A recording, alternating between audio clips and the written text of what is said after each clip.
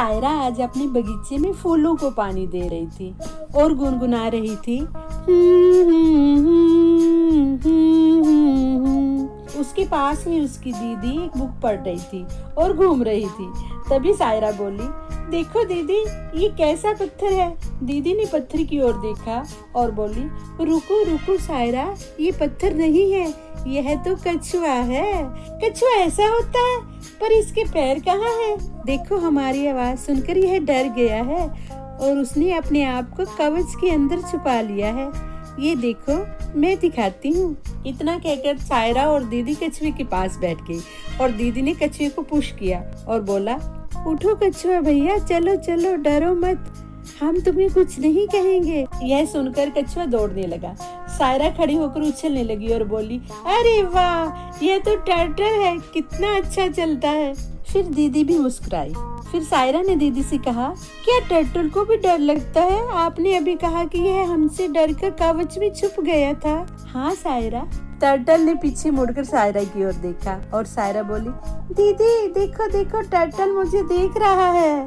हाँ सायरा, यह तुमसे दोस्ती करना चाहता है। फिर सायरा ने हाथ हिलाकर टर्टल से कहा, क्या तुम मेरे दोस्त बनोगे? इतना सुनकर कछुआ मुस्कुराया और आगे की ओर दौड़ने लगा। कछुआ दौड़कर झरने के पानी में चला गया। सायरा फिर से हाथ हिलाकर बोली, बाय दोस्त। फिर सायरा और उसकी दीदी झरने पर बने छोटे से पुल पर बैठ गई और दोनों ने अपनी टांगे झरने के पानी में डाल दी। सायरा कभी फूलों को, कभी टर्टल को, तो कभी कलकल करते झरने के पानी को देखने लगी। दीदी देखो, फूल कितने सुंदर हैं, पर इतने सारे फूल कल तो नहीं थे। हाँ सायरा, ये फूल बहुत सुंदर है। कुछ फूल आज ही पैदा हुए हैं। क्या दीदी, आज पैदा हुए? क्या दीदी, आज फूलों का बर्थडे है? हाँ सायरा, तुमने बिल्कुल ठीक कहा, आज इनका बर्थडे है। पर देखो, ध्यान से इन फूलों को तोड़ना मत। क्यों दीदी, ये तो बहुत सुंदर है, क्या मैं इन्हें अपने घर ले जाऊं? नहीं सायरा, इनमें भी जान है। अगर तुम फूल तोड़ोगी तो ये मर जाएंगे, इन्हें पेन भी होगी। देखो कितनी सुंदर हवा चल रही है और फूल कितनी सुंदर लहरा रहे हैं। क्या तुम इनको पेन देना चाहोगी? क्या तुम इनको मारना चाहोगी? नहीं दीदी नहीं, मैं फूलों को नहीं तोड़ूंगी।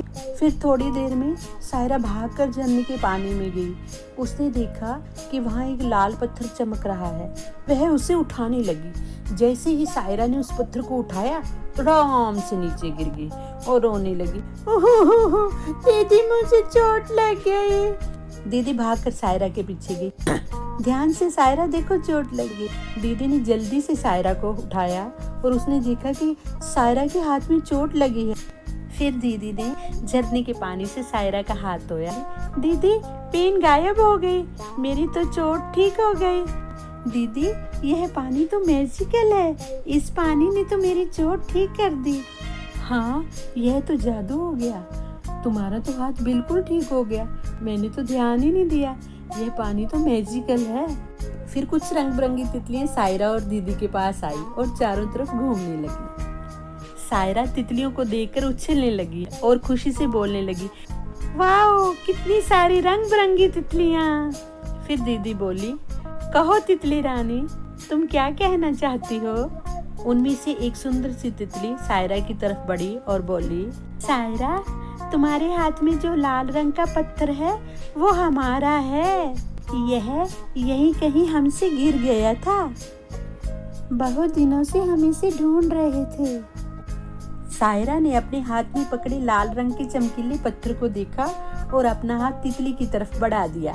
तितली बोली, तुम्हारा धन्यवाद सायरा, तुमने इस पत्थर को ढूंढने में हमारी मदद की है।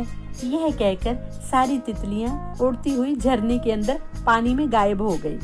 फिर सायरा उछलकर बोली, दीदी, सुना तुमने, बटरफ्लाई ने हमसे क्या कहा? हमने उसकी मदद की। वाओ! पर दीदी, क्या बटरफ्लाई झरने के अंदर रहती है? क्या ये झरना जादू का है?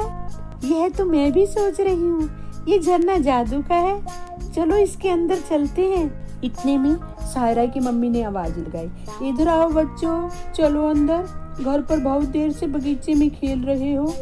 उठो बेटा सायरा, उठो, बहुत देर हो गई है तुम्हें। आज संडे है तो इतनी लेट तक सोओगी क्या?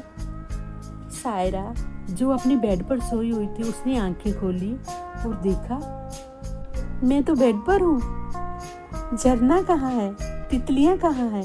यह देखकर वह मुस्कुराई और अपनी मम्मा के साथ चिमट गई और खुद को बोली, ओहो, मैं तो सपना देख रही थी।